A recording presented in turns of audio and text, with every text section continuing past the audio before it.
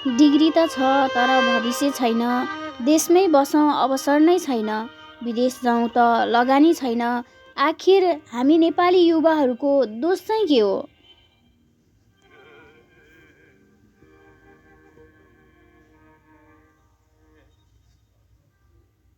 बिहानको करिब 6 बजेको थियो। काठमाडौँको एउटा सानो कोठामा म निदाइरहेको थिइनँ। ओछ्यानमा पल्टिएर छततिर हेरिरहेको थिएँ। मेरो छेउमै एउटा फाइल थियो। फाइलभित्र मेरो मास्टर्स डिग्रीको प्रमाणपत्र थियो। त्यसको छेउमै दर्जनौँ सिभीहरू थिए। मैले मोबाइल खोलेँ, फेरि एउटा इमेल आएको रहेछ।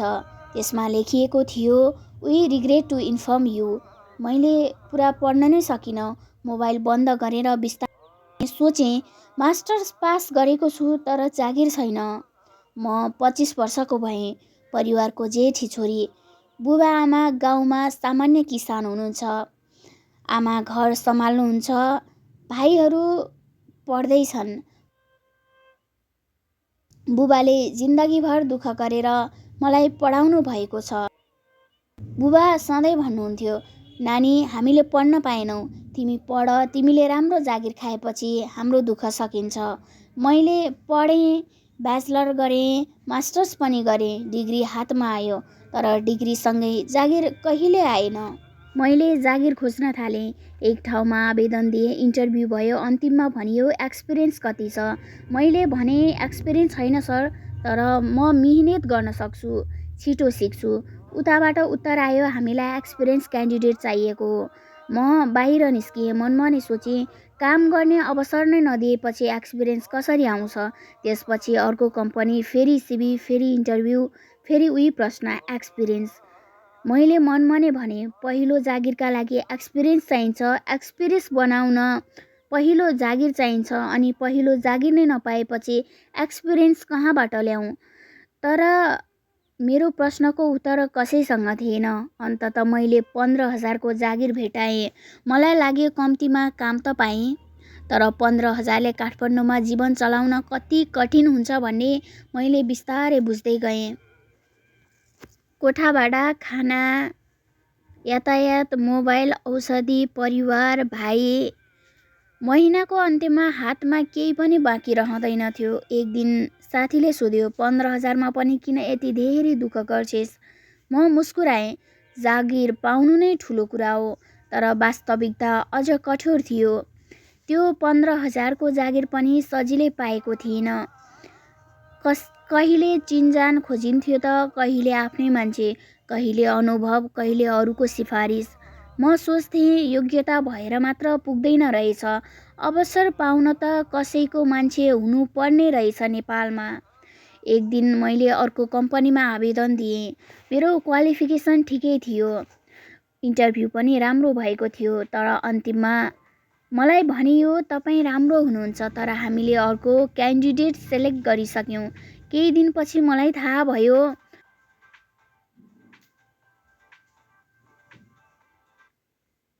पहिले कसैको मान्छे राखिएको रहेछ। म धेरै बेर चुप लागेँ। मैले आफ्नो मास्टर्स डिग्री यो जस्तो लाग्यो अनि भने, यदि अवसर नै योग्यताको आधारमा होइन भने हामीले यति पढ्नुको अर्थ के? यता देशको अवस्था झन् कठिन हुँदै गइरहेको थियो। महँगी बढिरहेको छ। तरकारी महँगो, चामल महँगो, औषधि महँगो, भाडा महँगो। तर मेरो तलब त्यही 15,000। एक दिन घरबाट आमाको फोन आयो, नानी, बाबा बिरामी हुनुभयो। मसँग उपचार गर्ने पैसै छैन। मोबाइलको बैंक ब्यालेन्स चेक गरेँ, मसँग पनि पर्याप्त पैसा थिएन र म लाचार भएर आमालाई गुनासो पोखेँ। आमाले ऋण गरेर बाबालाई अस्पताल लैजानुभयो। मैले जसोतसो उपचार गराएँ। त्यो दिन बुझेँ, गरिबी भनेको पैसा नहुनु मात्र रहेनछ, आफ्नै मान्छे पीडामा हुँदा चाहेर पनि केही गर्न नसक्नु रहेछ। केही दिनपछि म आफै बिरामी भएँ। शरीर कमजोर, ग्यास्ट्रिक, टाउको दुख्ने, तनाव, निन्द्रा नलाग्ने।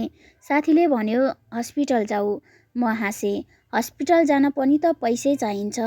साथीले भन्यो, स्वास्थ्यभन्दा पैसा ठुलो हो? मैले बिस्तारै भने, पैसा नहुने मान्छेको जीवनमा कहिलेकाहीँ स्वास्थ्य पनि पैसाकै अगाडि हार्छ। त्यही रात म छतमा गएँ, काठमाडौँका हजारौँ बत्तीहरू हेरेँ। मैले मोबाइलमा समाचार खोलेँ। कहीँ चोरी, कहीँ डकैती, कहीँ हत्या, कहीँ हिंसा, कहीँ ठगी, कहीँ बलात्कार, कहीँ बेरोजगारी युवाको विदेश जाने लाइन। मैले मोबाइल बन्द गरेँ, आकाशतिर हेर्दै भने, हामी कहाँ जाँदैछौँ? मलाई लाग्यो समाजमा पैसा बढिरहेको छ, तर मानिसहरू बीचको विश्वास घटिरहेको छ। घर ठुला हुँदैछन्, तर मनहरू साँघुरा हुँदैछन्। प्रविधि अगाडि बढिरहेको छ, तर मानवता पछाडि हटिरहेको छ।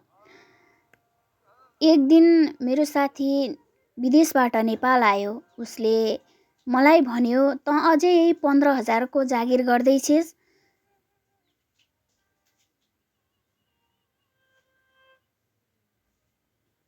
अनि उसले भन्यो, "विदेश आइज, यहाँ बसेर के गर्छेस्?" मैले भने, "पैसा कति लाग्छ?"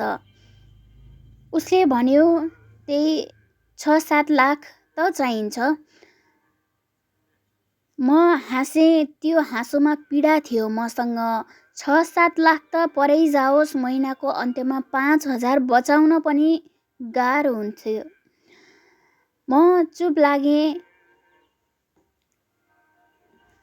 अनि फेरि भने, "विदेश जान मन छैन भन्ने होइन, तर लगानी कसले गरिदिने?" त्यस रात मैले आमालाई फोन गरेँ, "आमा, म विदेश जाउँ?" आमा केही बेर चुप लागिन् अनि भनिन्, "जहाँ गए पनि राम्रोसँग बस नानी।" मैले सोधेँ, "तपाईलाई नराम्रो लाग्दैन?" आमाले आँसु लुकाउँदै भन्नुभयो, "आमालाई छोराछोरी टाढा जाओस् कसरी मन लाग्छ र? तर यहाँ तिमीले दुःख मात्रै पाइरहेका छौ भने तिम्रो भविष्य जहाँ छ त्यहीँ जाऊ।" त्यो रात मैले फोन राखेपछि धेरै बेर रोएँ। मैले विदेश जाने तयारी गर्न थालेँ, तर ऋण कसरी लिने, घर धितो राख्ने, साउसँग पैसा कसरी माग्ने, बैंकबाट ऋण कसरी निकाल्ने। मेरो परिवारसँग देखाउन मिल्ने ठुलो सम्पत्ति केही पनि थिएन। बुबाले अन्ततः भन्नुभयो, "नानी, हाम्रो सानो खेत छ, चाहियो भनेर भन्नुभयो।" मैले तुरुन्त रोकेँ, "हुँदैन बुबा, तपाईहरूको अन्तिम सहारा पनि बेचेर म विदेश जान चाहन्न।" बुबाले केही बोल्नु भएन, तर त्यो रात बुबा पनि लुकेर रोएको मैले देखेँ। अर्कोतर्फ मेरो 15,000को जागिर पनि सुरक्षित थिएन। एक दिन मालिकले बोलाएर भन्यो, "नानी, अहिले कम्पनीको सिचुएसन राम्रो छैन, स्यालेरी केही समय ढिलो हुन सक्छ।" मैले सोधेँ, "सर, घरमा जिम्मेवारी छ, स्यालेरी ढिला भयो भने?" मालिकले भन्यो, "हामी पनि के गर्न सक्छौँ र?" म बाहिर निस्केँ। मलाई लाग्यो, यहाँ कर्मचारीको समस्या कसैले बुझ्दैन, घरमा परिवारको समस्या कसैले बुझ्दैन, सरकारलाई बेरोजगारको समस्या छ थाहा छ कि छैन थाहा छैन, अनि अन्ततः आफ्नो समस्या आफैले बोकेर हिँड्नुपर्छ। केही दिनपछि भाइले मेरो मुखतिर हेर्दै भन्यो, "दिदी, मेरो फी तिर्नु छ।" फी तिर्न बाँकी थियो, नत्र त इक्जाम दिनै नमिल्ने रे। मैले आफ्नो वालेट हेरेर मेरो मोबाइल ब्याङ्किङ चेक गरेँ, जसमा तरकारी खाने पैसा समेत थिएन, र मसँग त्यही एउटा घडी थियो हातमा लगाएको। त्यो घडी पनि मलाई बाबाले ब्याचलर पास गरेको उपहार दिनुभएको थियो। मैले त्यो घडी बेचेँ र भाइको फी तिरिदिएँ।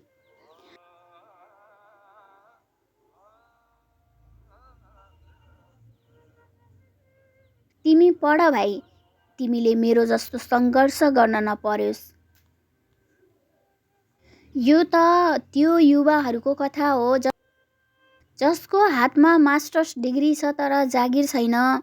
यो त्यो परिवारको कथा हो जहाँ 15,000को तलबले पनि घर चलाउन मुस्किल छ। यो त्यो बुबाको कथा हो जसले छोराछोरीलाई पढाएर भविष्य खोजे, तर छोराले आफ्नै भविष्य खोज्न देश छाड्नु पर्यो। यो त्यो आमाको कथा हो जसले छोराछोरीलाई भोकै बसेर पनि म खाइसके भन्छन्। र त्यो बहिनीको कथा हो, दिदी बहिनीको कथा हो, जसको पढाइ रोकिएला कि भनेर दाइ दिदीले आफ्नो अन्तिम पैसा पनि पठाउँछ। यो त्यो युवाको कथा हो जसलाई हरेक ठाउँमा एउटै प्रश्न सोधिन्छ, एक्सपिरियन्स छ, तर कसैले सोधेन तिमीलाई पहिलो अवसर कसले दिने? एक्सपिरियन्स चाहिन्छ, तर एक्सपिरियन्स बनाउन काम चाहिन्छ, काम चाहिन्छ, तर काम पाउन चिन्जान चाहिन्छ, चिन्जान छैन भने सिफारिस चाहिन्छ, सिफारिस छैन भने पैसा चाहिन्छ, पैसा छैन भने विदेश जान ऋण चाहिन्छ, ऋण लिन सकिएन भने फेरि त्यही 15,000को जागिर, त्यही कोठा, त्यही महँगी, त्यही तनाव, त्यही सपना र बिस्तारै त्यही सपना मर्न थाल्छ। तर प्रश्न अझै बाँकी छ, हामीले कस्तो देश बनाउँदैछौँ जहाँ युवा पढ्छ र अवसर पाउँदैन, जहाँ काम गर्न चाहन्छ तर काम पाउँदैन, जहाँ एक्सपिरियन्स चाहिन्छ तर एक्सपिरियन्स बनाउने मौका दिइँदैन, जहाँ 15,000 कमाउन पनि प्रतिस्पर्धा गर्नुपर्छ, जहाँ बिरामी हुँदा अस्पताल जान डर लाग्छ, जहाँ ग्यास नहुँदा भोकै बस्नुपर्छ, जहाँ छोरी सुरक्षित छ कि छैन भनेर रातभर आमाबुबा चिन्तित हुन्छन्, जहाँ अपराधको समाचार सामान्य बन्न थालेको छ र जहाँ मानवता हराउँदै गएको महसुस हुन्छ तर अझै ढिलो भएको छैन। देश बदलिन सक्छ, व्यवस्था बदलिन सक्छ, समाज बदलिन सक्छ, तर त्यसका लागि केवल सरकार बदल्नु पर्याप्त छैन। हामीले आफ्नो सोच बदल्नुपर्छ, कामलाई सम्मान गर्नुपर्छ, योग्यतालाई अवसर दिनुपर्छ, एक्सपिरियन्स नभएकालाई पहिलो मौका दिनुपर्छ, युवालाई विदेश जान रोक्ने भाषण होइन, नेपालमै बस्न सक्ने वातावरण दिनुपर्छ, किनकि युवा देशको समस्या होइन, युवा देशको सबैभन्दा ठुलो सम्भावना। एक दिन यस्तो नेपाल बनोस् कि जहाँ आमाले छोराछोरीलाई विदेश जाँदा पैसा कमाएर आइज भन्न नपरोस्, जहाँ बुबाले आफ्नो खेत बेचेर छोराछोरीलाई विदेश पठाउन नपरोस्, जहाँ मास्टर गरेको युवा युवतीहरू 15,000को तलबमा जीवन गुमाउन नपरोस्, जहाँ एक्सपिरियन्स नभएको युवालाई तिमीलाई केही आउँदैन होइन औ सिक भनियोस्, जहाँ छोरी राति घर फर्किँदा परिवार डराउन नपरोस्, जहाँ भोग, बेरोजगारी र निराशाले मानवता नमारोस्, र जहाँ पासपोर्ट हातमा बोकेर होइन सपना बोकेर युवाहरू आफ्नो भविष्य खोज्न निस्किउन्। किनकि देश छोड्न चाहने युवा धेरै छैनन्, देशमा बस्न चाहने युवालाई अवसर दिने देश नै छैन, र यही नै हाम्रो सबैभन्दा ठुलो पीडा हो।